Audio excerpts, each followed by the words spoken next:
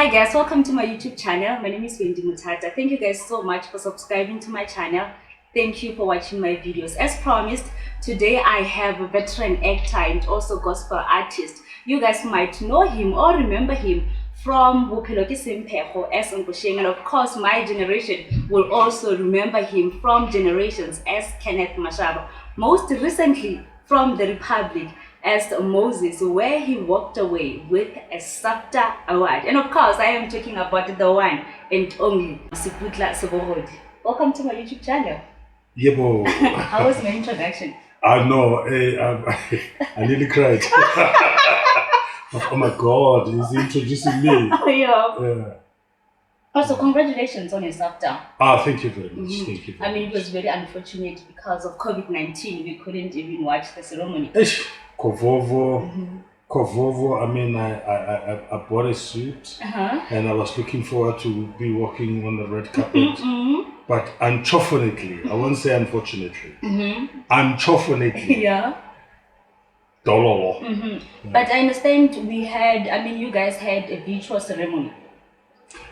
Yeah, no, but it was a mock ceremony. I mean, I think I had a, what did I have as a cup?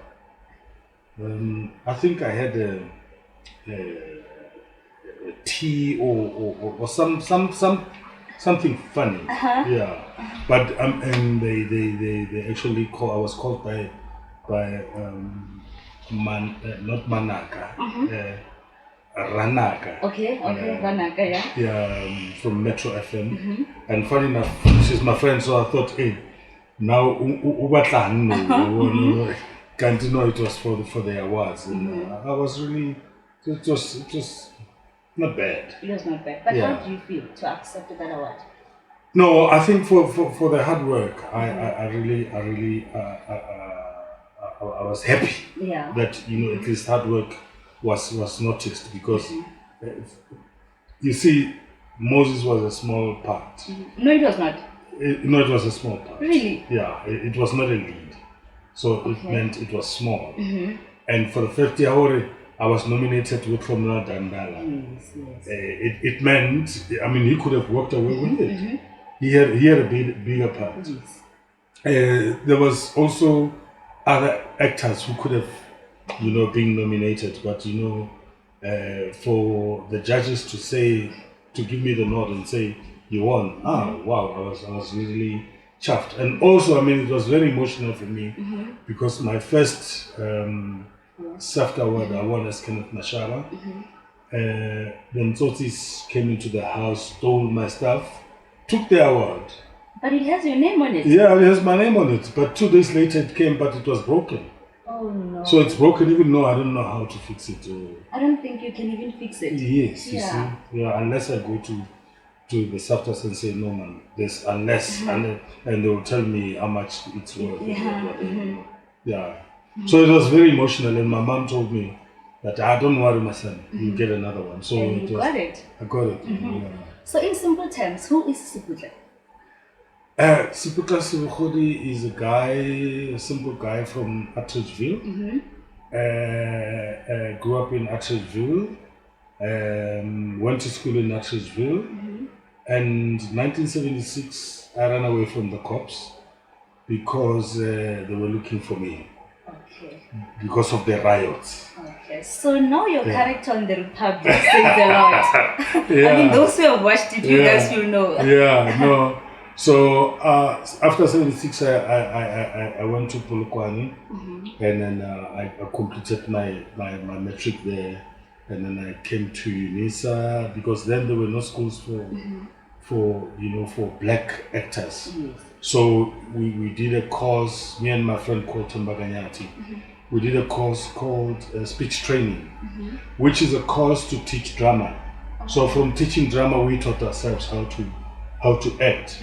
But I was fortunate, I met the godfather of black theater, Gibson Kente. So I met people like Bo Jerry Pele, popularly known as Mofokeng, Bo Thomas Mothata, who wrote Mapantsola, Darlington Michaels, Peter Spuma, Nomsanene, Nomklenkonyene, all those people, I think they really helped to shape my career as an actor. Yeah. Yeah. So what made you venture into acting? What happened is, I mean, I thought I was going to be a soccer star because my brother played for Kaiser Chiefs, so I thought maybe I'll play for Pinkville United Brothers, Pretoria Kellys, or maybe Mamelodi Sundowns, Yeah. you know. And I got an injury. When I got an injury, something said to me, just do something out of soccer and concentrate on something until you heal. So these guys, they were going to Soweto to do a play. So I joined them. I watched them the first day, I watched them the second day, and then third day, the one actor didn't pitch. I still remember his name. His name was Njandini. I don't know why he was called Njandini, from Alex. And I played his part. I knew I had to kill somebody, but I forgot the lines. I just killed the person and went backstage. Hey, after show, the director said, "Yeah, what are you doing?" What was the day, guys? I told them I'm not an actor. And then the next day, you know, they took me through the ropes and, you know, taught me how to say the lines, the facial expressions, how I should feel, and what. And I think I caught the bug. Since then, I never looked back. I even forgot that I was a soccer player. Yeah. So, but is it hard to learn the lines after you are given the script? After 40 years, I have an amazing short memory. What I do is I will listen to the storyline, where it goes and what my part does, and after that I'll read the lines. It's very dangerous for a young up and coming artist. Don't do that, because you see, I'm the master now. So what I do is, if I know the story and I know the arc, and what I do is I'll go to the people that I'm interacting with, and then how would my character respond to them. After that, I only look at the lines when I'm on set. Oh no. Yeah. So that I understand, with 40 years of experience. So you have been in the industry, I mean in the 80s, 90s and now you are still in the industry. Yeah. How do you navigate now trying to fit in with whatever that is going on in your industry? I mean, I want to believe that it's different from the 80s, 90s and now. It's totally different. Yeah. I mean, we made money during apartheid. We made money.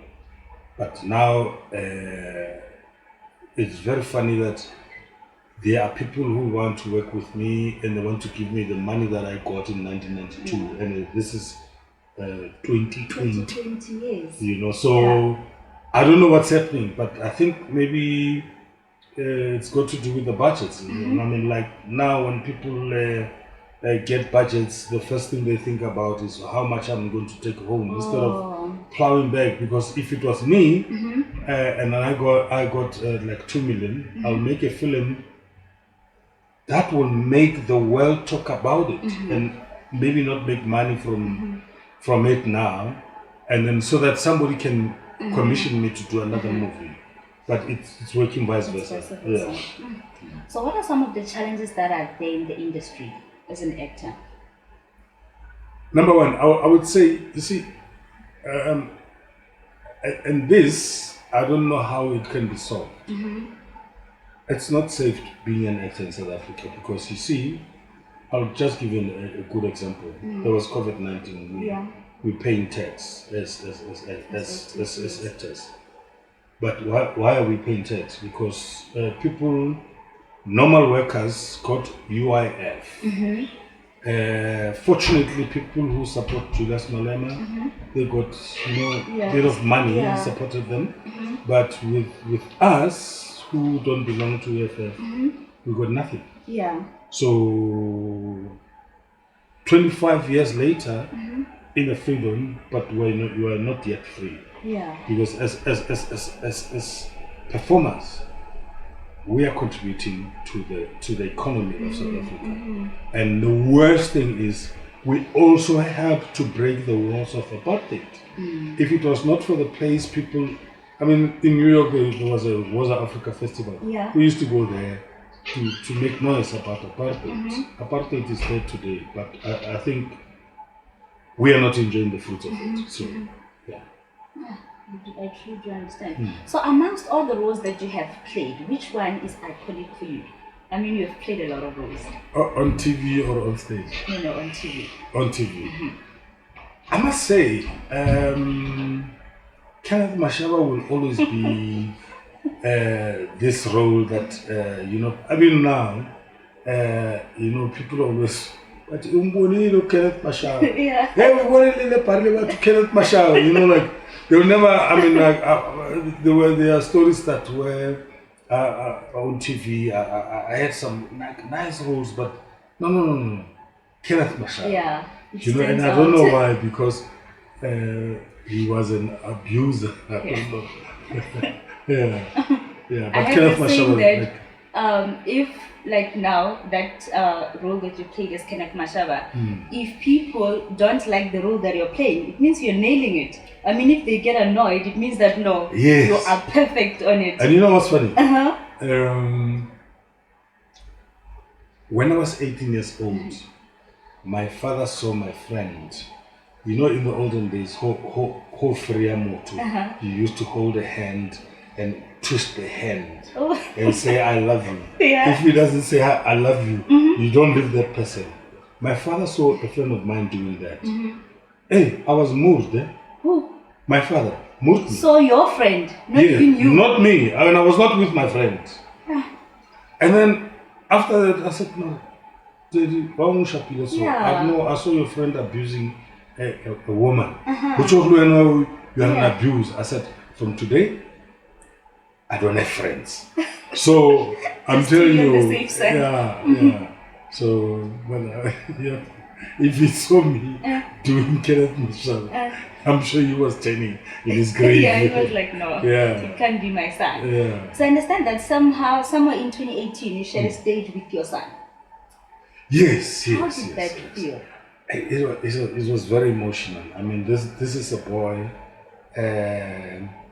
that when I used to do my lines, I think he was in high school then, and I would ask him to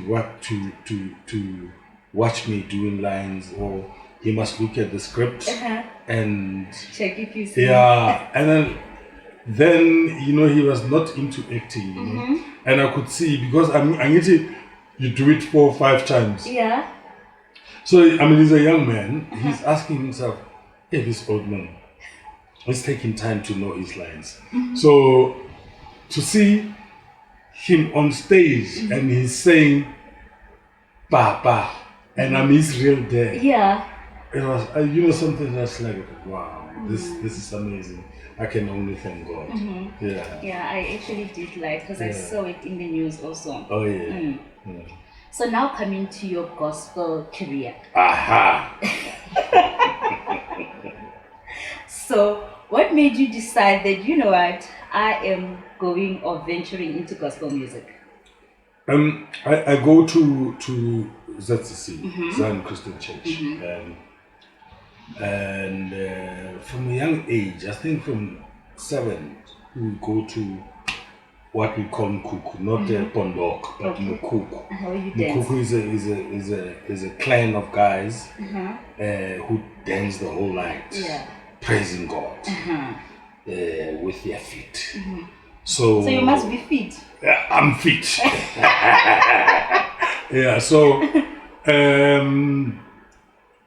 a very interesting thing happened. I met this guy called Olising Shipi. Okay. I think he passed away. Yeah, he passed away. May God bless his soul. From 9 years old, we were like this. Yeah. And he was passionate about music. He would wait for me at school, or I would go to his place. Yeah. But when we were together, we'd be singing hymns and what. And I remember one day, I think maybe I was about 12 or 13, my mom caught me I took stones, Yeah. and then in the mkuku there's a kuras. I don't know how to translate it in English because that's the only word we know. Kuras. Oh, kuras. The leader of the pack. Oh. Yeah, he's the one who would tell you which song to sing and what. And I would be singing with the stones. Yeah. You know? But later in life, that translated to me writing songs. And I wrote songs for, it's just that I didn't know. I wrote songs for people, but I was knocked and I never complained because sometimes when you're creative and people, they knock you, you just keep creating more. And then we formed a group called Atteridgeville Happy Boys. So after Atteridgeville Happy Boys, I decided, I said to him, my brother, I think this is where I want to leave you. Because now we are going commercial. Yeah. And I knew as a songwriter, there's money that I needed to get. Yeah. And now they wanted me to write songs. And after writing songs, we share. Oh, and I said, nah. No. That's how we parted ways. I mean, like, there's 2 songs that I wrote for him. It's just that we never, sos brass. I never like followed it up. But I knew every January he would give me something like 10,000, which for me was a lot of money. I think, but we're always saying, but that's Alone in the Darkness. Alone in the Darkness, Alone in Sorrows. That's my song. Oh, wow. I wrote that song. The other one was an English song, that one was not that popular. Yeah. So,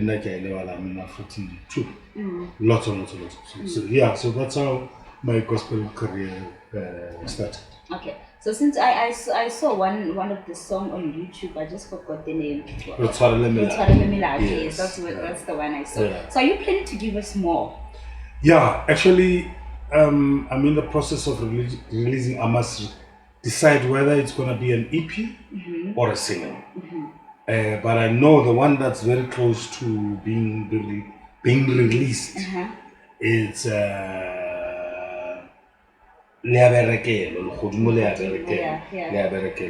that one is very close.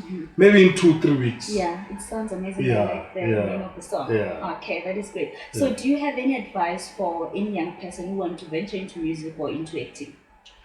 You see, now things are easier. It's not like in the olden days where people used to be robbed and what.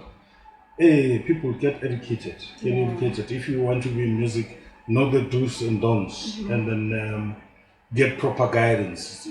Because people get into the music industry for wrong reasons. They want to be famous. Yeah. It's a show business. So in show business, you show and you get the business of it. I mean, my first album, I never got a cent from it, but I never complained because I knew I still have more in me. I recorded a second album. Now I'm in the process of releasing a third album, where I'm going to be releasing it under my label, Seputla Records.